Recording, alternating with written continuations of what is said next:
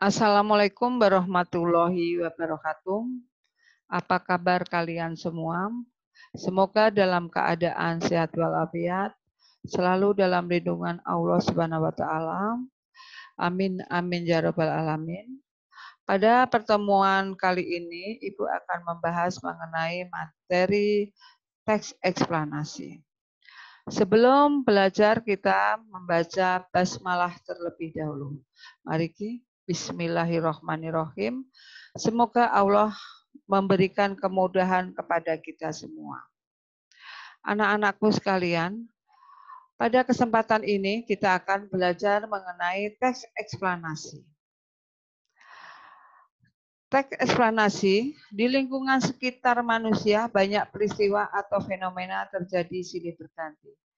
Peristiwa tersebut bisa bersifat alamiah seperti hujan, gempa bumi, atau tsunami. Selain itu, terdapat fenomena sosial yang terjadi seperti proses terjadinya kerusuhan, tawuran, gangster, dan fenomena mudik.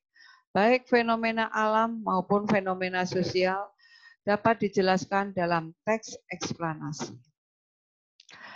Pengertian teks eksplanasi. Teks eksplanasi adalah teks yang bertujuan untuk menjelaskan proses fenomena alam dan fenomena sosial.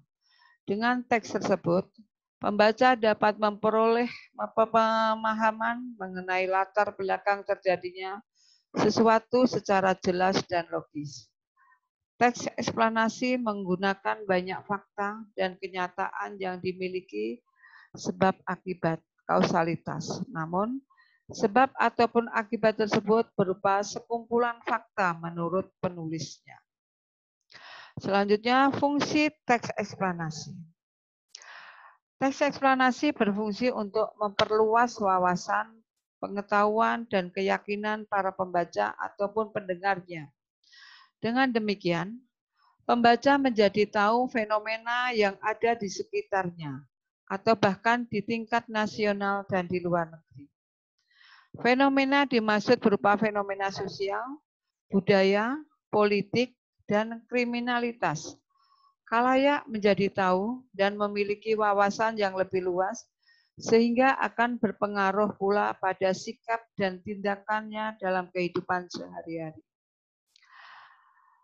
Selanjutnya, struktur teks eksplanasi.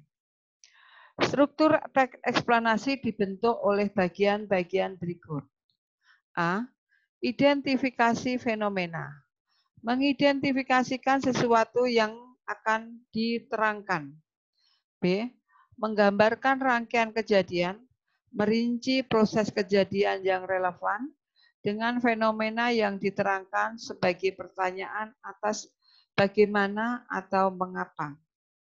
C. Ulasan berupa komentar atau penilaian tentang konsekuensi atas kejadian yang dipaparkan sebelumnya. Aspek kebahasaan, teks eksplanasi.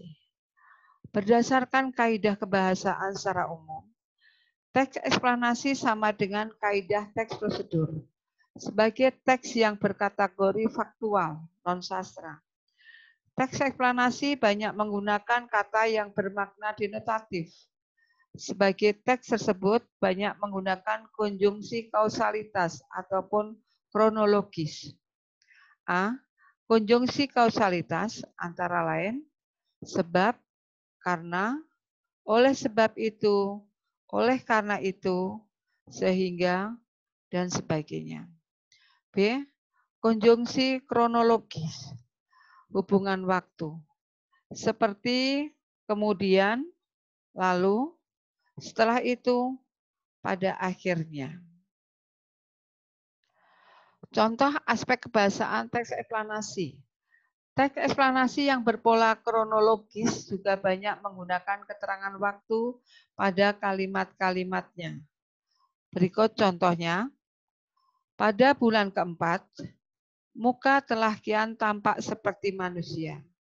Dalam bulan kelima, rambut-rambut mulai tumbuh pada kepala. Selama bulan keenam, alis dan bulu mata timbul. Setelah 7 bulan, Fitus mirip kulit orang tua dengan kulit merah berkeriput. Selama bulan ke-8 dan ke-9, lemak ditimbun di bawah kulit sehingga perlahan-lahan menghilangkan sebagian keriput pada kulit.